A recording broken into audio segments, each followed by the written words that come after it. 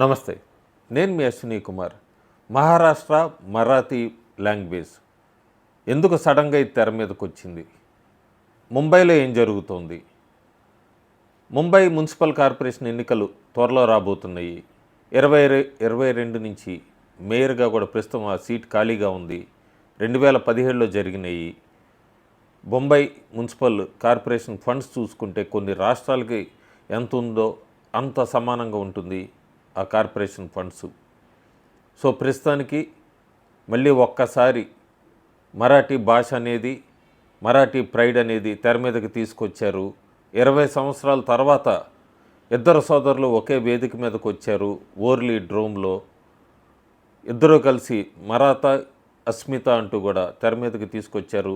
భాషను కాపాడాలి, మరాఠీని కాపాడాలి అంటూ కూడా రాజ్ ఠాక్రే పార్టీకి సంబంధించి ఎంఎన్ఎస్ కార్యకర్తలు అయితే షాపుల మీద మరాఠీ మాట్లాడిన షాపులు ఓనర్ల మీద కూడా దాడి చేయటం మొదలుపెట్టారు. ఆఖరికి వాళ్ళని వెళ్ళి మీకు మరాఠీ డే ఎప్పుడు, మహారాష్ట్ర డే ఎప్పుడు, మరాఠీలో మొట్టమొదటి పోయం ఏంటి అంటే అవి కూడా చెప్పలేని మరాఠీ ఎంఎన్ఎస్ గ్రూప్కి సంబంధించిన వాళ్ళు మరాఠీ మాట్లాడలేదంటూ కూడా గూండాయిజం చేయటం మొదలుపెట్టారు. ఎందుకు ఇప్పుడు ఇదంతా కూడా జరుగుతోంది ముంబైలో? ఎందుకు ఒక్కసారి ఇద్దరు సోదరులు కలవాలని నిర్ణయించుకున్నారు? ఎలక్షన్లే మెయిన్గా దృష్టిలో పెట్టుకున్నా లేదు. 2024 ఎన్నికల్లో చూసాం మనం. ఎంఎన్ఎస్ పార్టీకి కేవలం 2% ఓటు షేర్లు రాష్ట్రం మొత్తం చూసుకుంటే వచ్చింది. ముంబైలో 8 నుంచి 10% ఓటు షేర్ వచ్చింది. కానీ ఒక్క సీటు కూడా రాలేదు. ఉద్ధవ్ ఠాక్రేకి సంబంధించి యూబీటీ శివసేనకైతే 20 స్థానాలతో సరిపెట్టుకోవాల్సి వచ్చింది 2024 అసెంబ్లీలో ఎన్నికల్లో చూస్తే మనం.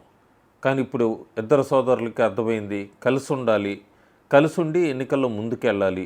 వెళితేనే అప్పుడు ఏమన్నా ముంబై కార్పొరేషన్లో కొద్దిగా అప్పర్ హ్యాండ్ అవుతుంది. ఇవన్నీ కూడా మళ్ళీ అనుకున్నట్టుకున్నారు. 20 సంవత్సరాల తర్వాత తెర మీదకి ఇద్దరు కలిశారు. ఇంతకు ముందు కూడా కలిశారు.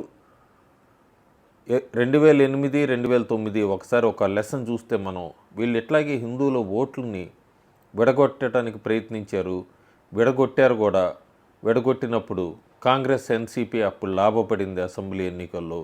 అలాంటి స్ట్రాటజీ ఏమన్నా మళ్ళీ తెర మీదకి తీసుకొచ్చారా ఆ బీఎంసీ ఎన్నికలకు ముందు అనేది కూడా ఒక స్పెక్యులేషన్ అయితే నడుస్తుంది. భాష అందరికీ గొప్పదే, ఎవరి రాష్ట్రానికి సంబంధించిన భాష వాళ్ళకి గొప్పదే, దాన్ని ఎవరు కూడా ఆ ప్రైడ్ని కాదనకూడదు.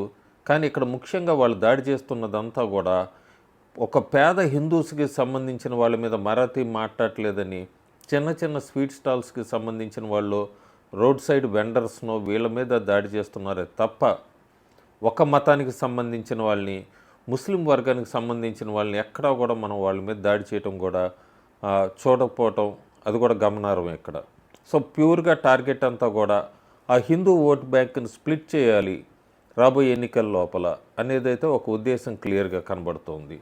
దీనికి సంబంధించి కూడా ప్రశ్నలు కూడా లేవనెత్తుతున్నారు కొంతమంది.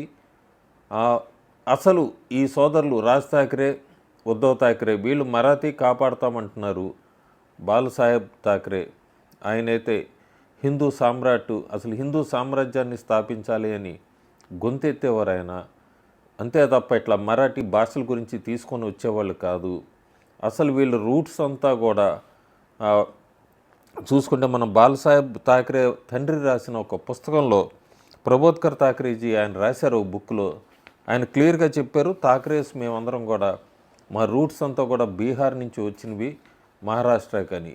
అయినా కూడా ఆయన హిందూ సామ్రాజ్యం అనేవాడు.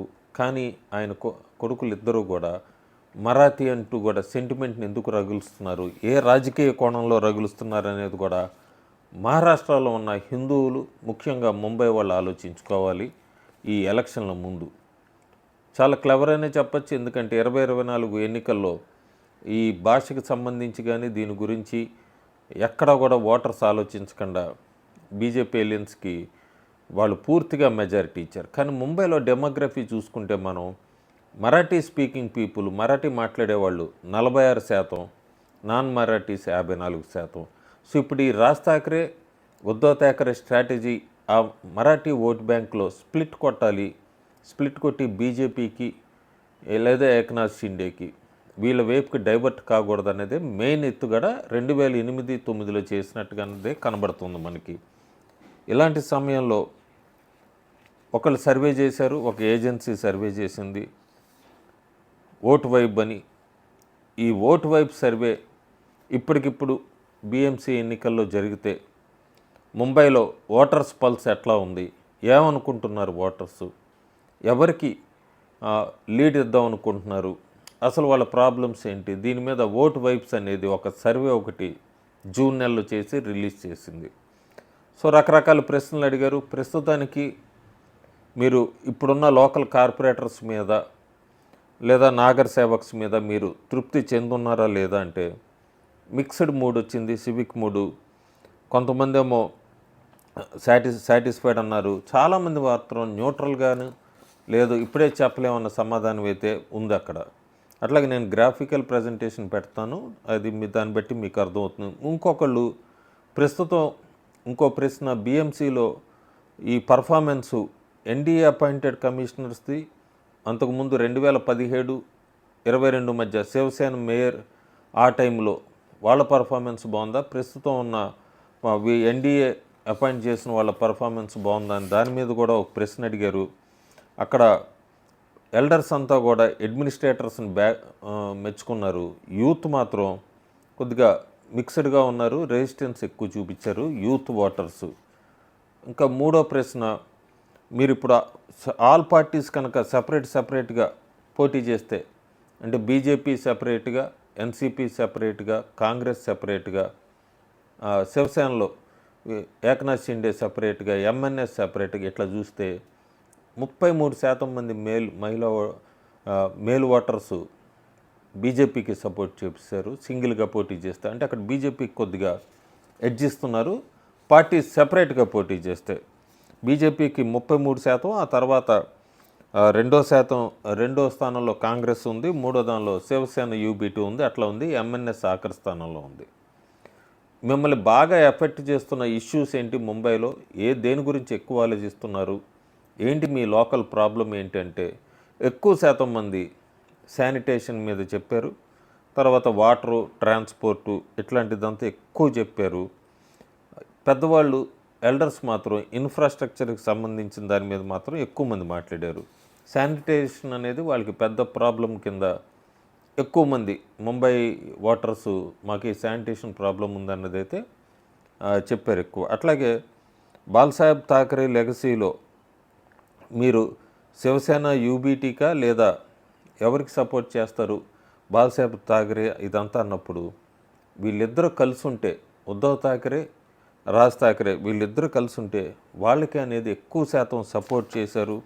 జెండర్స్కి సంబంధం లేకుండా మహిళలు లేదా పురుషులు ఇట్లా అని కాకుండా ఎక్కువ మంది వాళ్ళిద్దరూ కలిసి ఉండాలి, కలిసి ఉండడానికే మేము వాళ్ళకే ఇస్తాము సాహెబ్ థాకరే లెగసీ, అంతే తప్ప ఏకనాథ్ షిండేకి కాదు అనేది ఎక్కువ మంది చెప్పారు. దాదాపు 52% మంది పైన ఉద్ధవ్ థాకరే, రాజ్ థాకరేకే వాళ్ళిద్దరూ కలిసి ఉండాలి, వాళ్ళకే బాలసాహెబ్ థాకరే లెగసీ అన్నది 52% చెప్పారు. శివసేన SHSకి 28.2% చెప్పారు.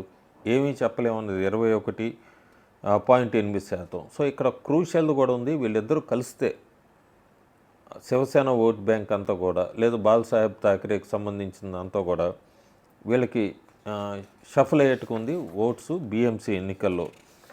ఫైనల్గా మనం కనుక చూసుకుంటే ఈ అనాలిసిస్ కనుక ఎట్లా ఉంది ఏంటని చూస్తే high level anti incumbency local ప్రస్తుతం ఉన్న కార్పొరేటర్స్ మీద ఉంది 32% మంది. అట్లాగే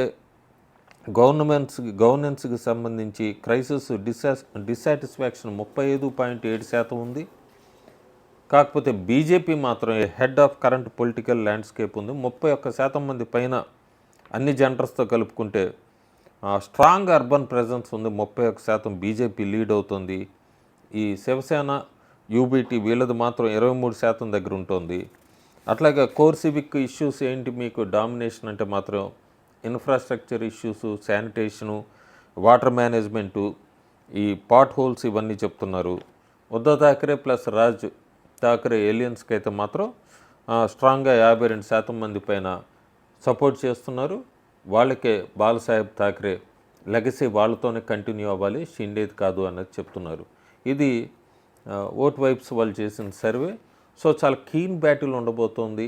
బొంబాయి మున్సిపల్ కార్పొరేషన్ ఎన్నికలు 227 స్థానాలు ఉన్నాయి. ఈ 227 స్థానాల్లో ఏ పార్టీ ఎక్కడెక్కడ పోటీ చేస్తుంది, వీళ్ళిద్దరూ కలిసే ముందుకెళ్తారా, ఒకవేళ కలిసే ముందుకెళ్తే వాళ్ళ ఉద్దేశం ఏంటి, హిందూ ఓట్ బ్యాంకుని స్ప్లిట్ చేసి 2008-9లో లాగా ఎన్సీపీ కాంగ్రెస్ని తెర మీదకి తీసుకురావటానిక, ఇవన్నీ కూడా మన ఎలక్షన్స్ అయ్యేంత వరకు మాత్రం వేచి చూడాలి. Thank you.